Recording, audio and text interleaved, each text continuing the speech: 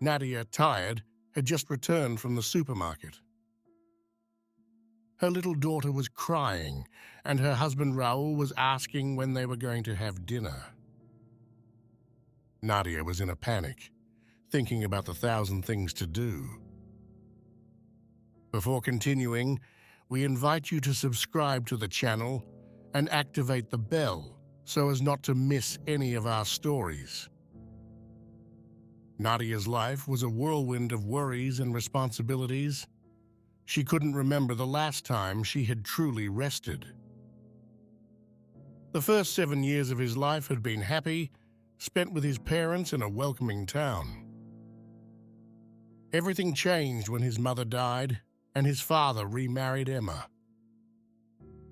At first, her stepmother treated her well, but the birth of her stepsister Sarah changed everything, making Nadia a stranger in her own home. Despite her stepmother's hostility, Nadia adored her brothers. She took care of them, did the housework, cleaned, cooked, and took them to school. Her classmates began to go dancing, but Nadia spent her evenings doing household chores. Despite everything, Nadia did not let herself be discouraged. During the day, she daydreamed about a different life, imagining what it would be like to live without the burden of family responsibilities. He took refuge in books, seeking comfort and inspiration in the stories of heroes and heroines who managed to overcome adversity. She was a good student and hoped to enter college in the next town. She graduated with honors, but when Emma found out that Nadia wanted to continue, she began to argue, believing that she should go to work. Determined to pursue her dreams, Nadia enrolled at the University of Economics, deciding to become an accountant like her mother. He studied and worked part-time in the evenings. He found work as an accountant in a commercial firm. There she met Raoul, 10 years older than her, who won her over with his pedantic and orderly behavior. Only after they got married did Nadia discover that Raoul was divorced and had a son, Marco. Raoul lived in a 2-bedroom apartment left to him by his grandmother. After the wedding, Nadia had to deal with her mother-in-law, who visited the apartment every day to give orders. Raoul could not hold down a job for more than a year, constantly influenced by his mother. She wanted to leave Raoul, but she discovered she was pregnant and could not return home, where Emma would humiliate her. She found comfort in the idea of becoming a mother, seeing in the new life she was carrying a chance for redemption. He began saving every penny he could, giving up any personal pleasures to build up an emergency fund. She stayed with Raoul and her mother-in-law, trying to manage a difficult situation. Despite everything, Nadia had no time to take care of herself. Raoul had been unemployed for 6 months, and Nadia worked, cooked, and cleaned. One Saturday, she decided that was enough.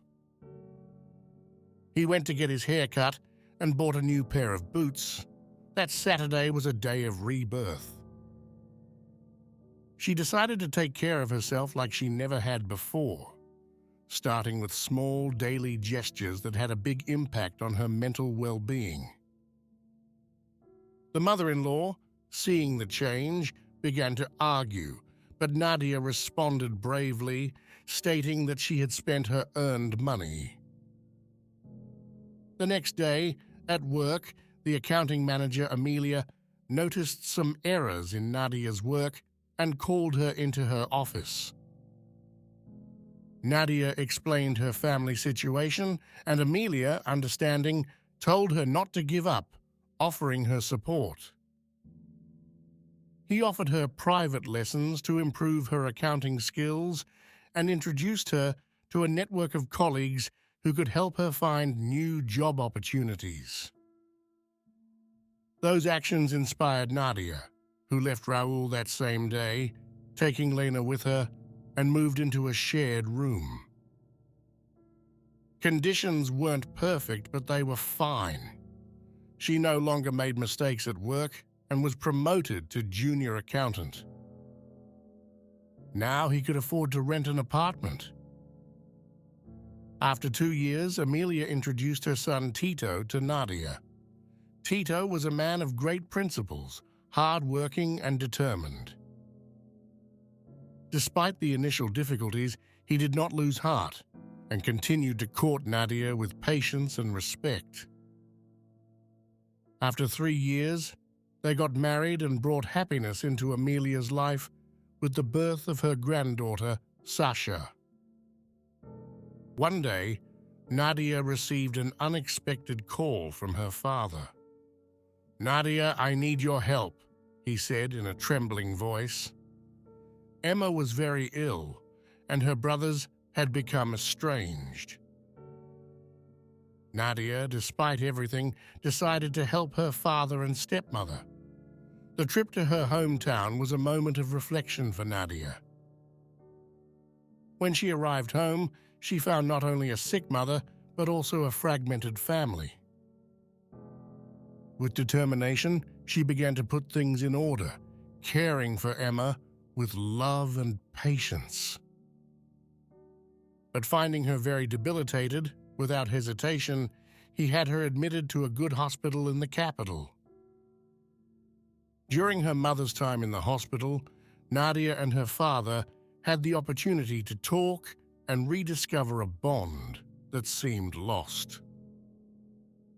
Her father apologized for the mistakes he had made, and Nadia forgave him. After a few weeks, Emma's health improved significantly. Nadia, seeing the family rebuild, finally felt at peace. She decided to stay a few more days to sort out the last things and then return home with Lena. When she returned to the capital, she found Amelia and Tito waiting for her with Sasha in their arms. "Welcome home," Tito said, hugging her tightly.